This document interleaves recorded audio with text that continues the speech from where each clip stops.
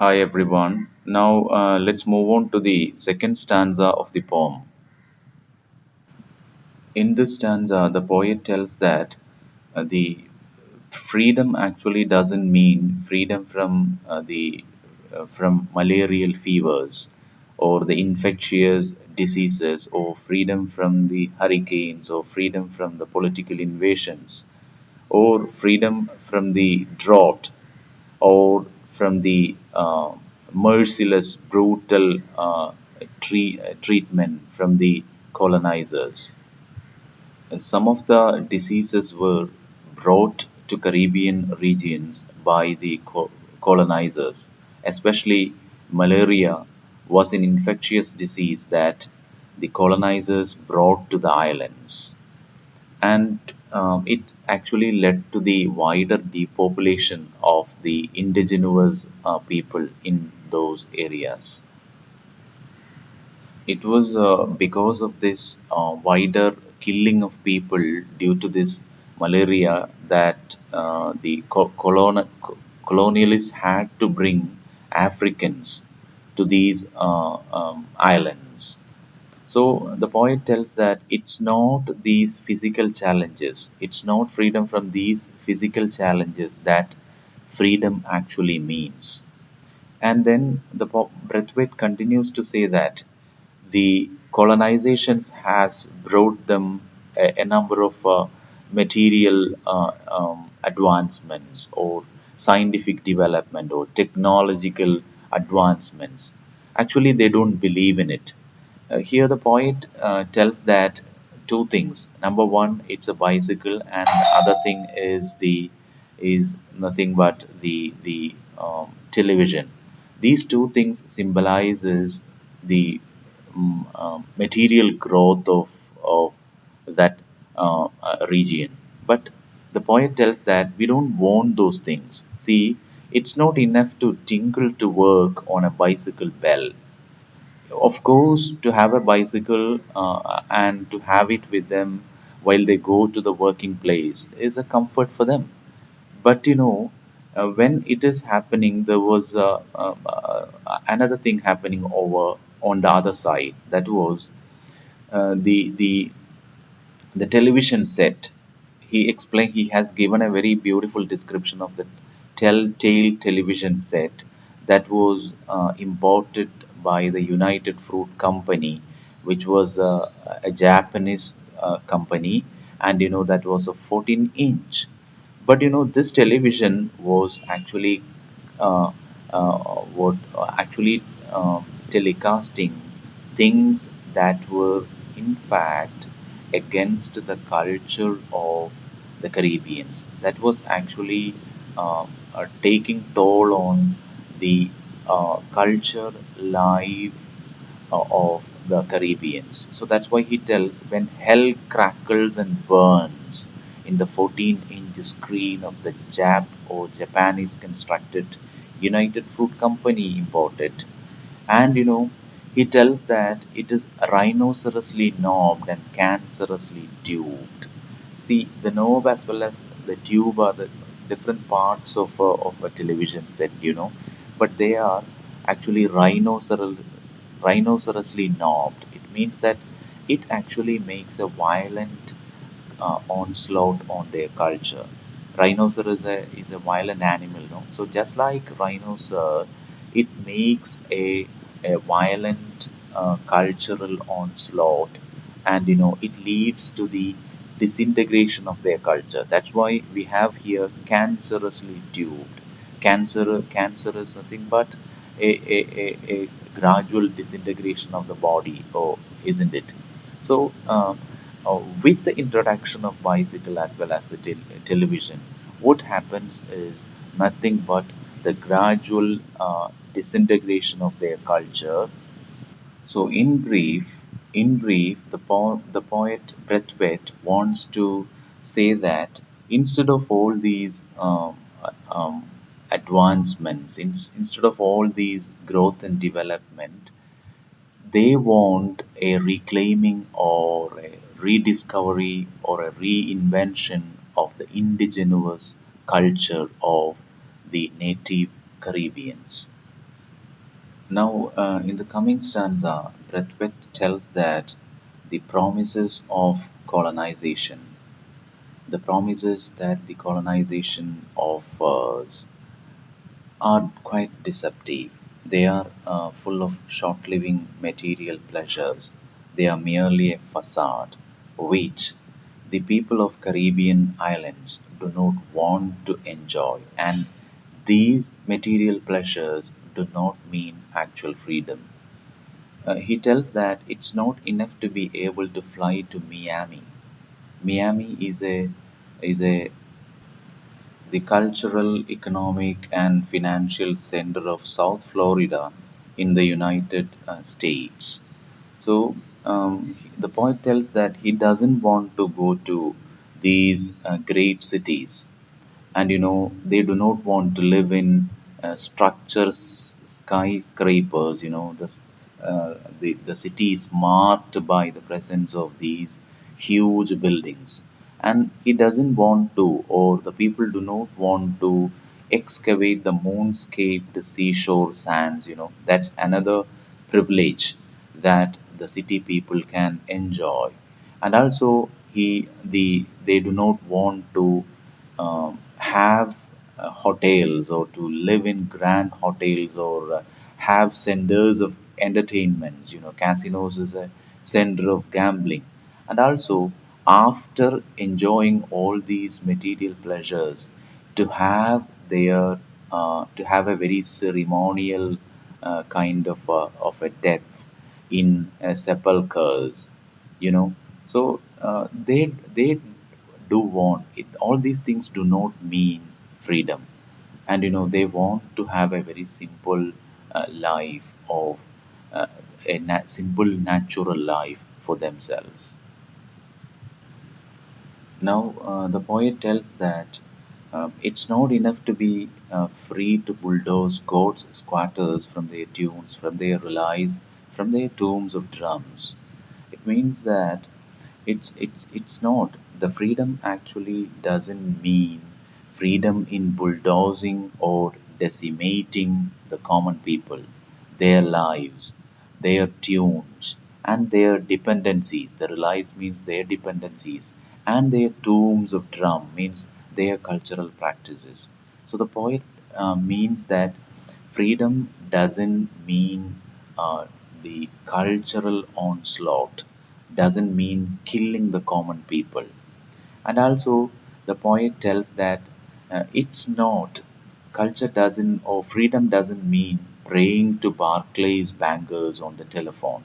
Means it's not a great thing, it's not a great privilege to be able to make telephonic transactions over great banks like Barclays.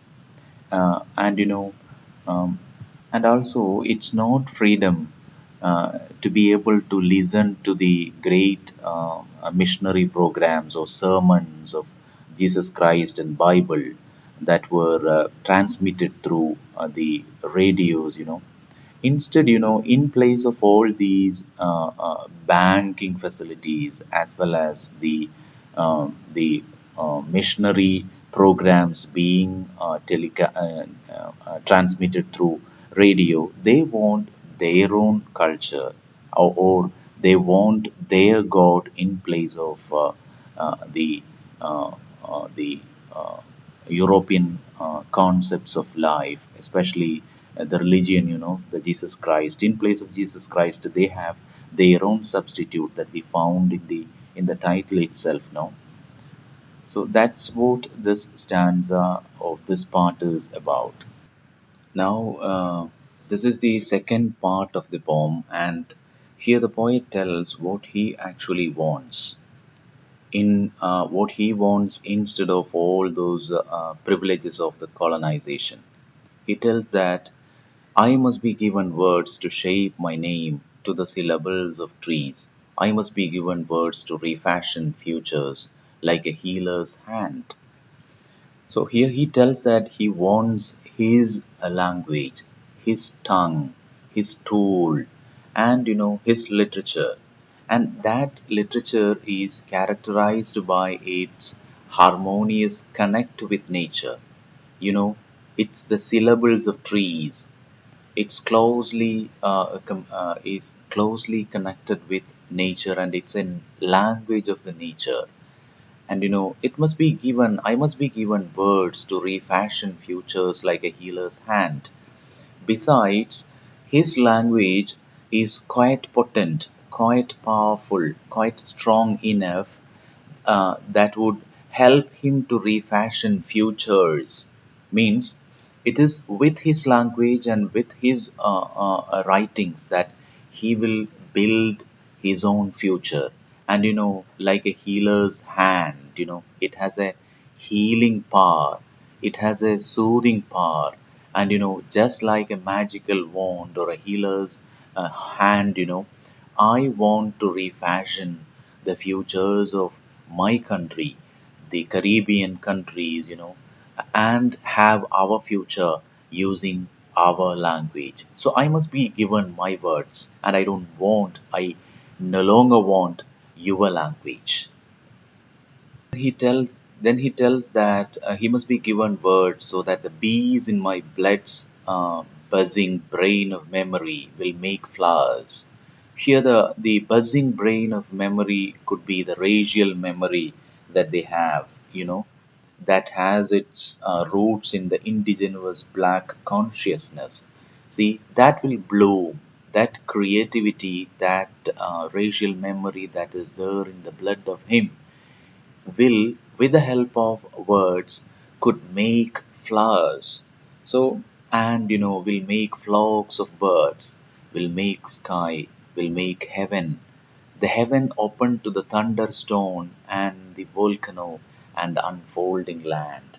It all means that the his language will help him build a new world for himself, which is a world of creativity, a world of colors, with an organic oneness with nature as well as the different elements of nature. That's why we have flowers, birds, sky, and heaven. And he wants to be one with the land and culture, a harmonious oneness in the black and the Caribbean culture. And the heaven open to the thunderstone and the volcano and the unfolding land. That world, that sky, that horizon that he is going to build, which is in tune with nature, could be open to the thunderstone and volcano and the unfolding land, means it can withstand any kind of difficulties and eventualities, any kind of calamities.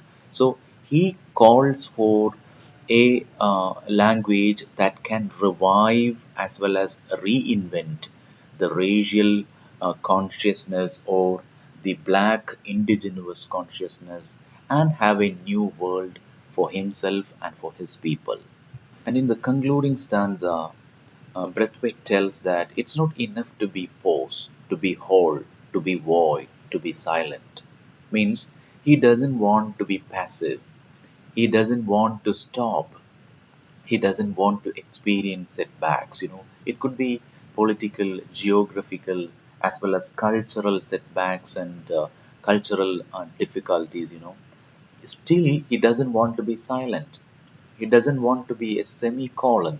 He doesn't want to be a semi-colony, because semi-colony here refers, even after colonization, they were still under they were reeling under the difficulties of the neo-colonial impact that were there on their country. And then he tells, you can fling me the stone that will confound the void, find me the rage and I will raise the colony, fill me with words and I will bind your gods. See, he tells that you can do anything you want, but I will definitely come back. See, you can fill me with words and I will bind your gods. Your God means the whole kinds of things that were considered supreme, superior, sacrosanct, the culture, their concept of God, their traditions and all that, of the Europeans, that I'm going to bind. and I am going to reinvent my own God. I am going to call back my own God. And so he tells at Atiben, Atiben Legba, Ori by Pomoi, Ori by Pomoi. Here we can find that this is a very important area because he is actually placing back his own God in the position of all those European concepts, European cosmology. He is actually bringing in a world of his own.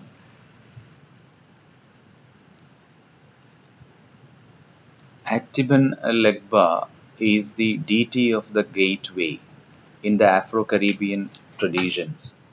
Worshippers call him Papa Legba or Eligua. He is aged and walks with a limp. This illustrates the spatial and temporal nature of the gateway. He walks with one leg in each world as a trafficker and a negotiator between the human as well as the divine world. This is his picture, the picture of Atiban Legba. See, in the indigenous cultures, they hardly find any difference between the two worlds, this world and the other world. Unlike the concept of God in Christianity. The poet's invocation to Papa Legba is to open the doors. That's what we have in Oribai. Open the door. It's like invoking Papa Legba to open the doors to other gods. So here in Oribai Pomo it's a Caribbean permutation of the French. The poet deliberately manipulates the language of the colonizer to express an idea that challenges the European influence on their culture. He asks Papa Legba to open the doors to other gods, that the doors Europe could never ever have foreseen. So that's what Oribai Pumo means, open the door to the other worlds that Europe could never have foreseen. So the same subject who was once taught by the colonial masters to say Vive la France, long live France, or God save the Queen, or Thou shalt have no God before me. That's from Bible, is now invoking Papa Legba in their language to open the doors or to open the door for other gods that Europe could not have foreseen. So, summarizing the poem, we can say that the poem expresses the ontological inadequacy of the European acts of so called emancipation. The Europe, the British, have come to Caribbean lands and they have the tall claims that they have liberated the people of Caribbean regions. But actually, this concept of emancipation that they claim is actually a faulty, and the Braithwait wants to say that the freedom that you claim is not the real freedom. For us, our emancipation, our liberation actually lies in going back to our own roots, our own culture, our own past, our own mythology, our own history, and even our own God. That's why the poet actually tries to replace the whole concept of divinity, the whole concept of religion, the whole concept of deity and God, and places their indigenous concepts in the position of what Europe has actually um, thrust on them or has taught them.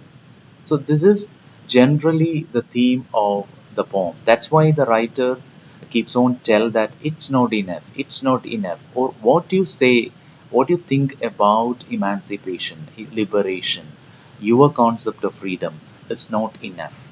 We want to go back to our own God, to our own worldview, to our own cosmology, to our own tradition, mythology, so on and so forth.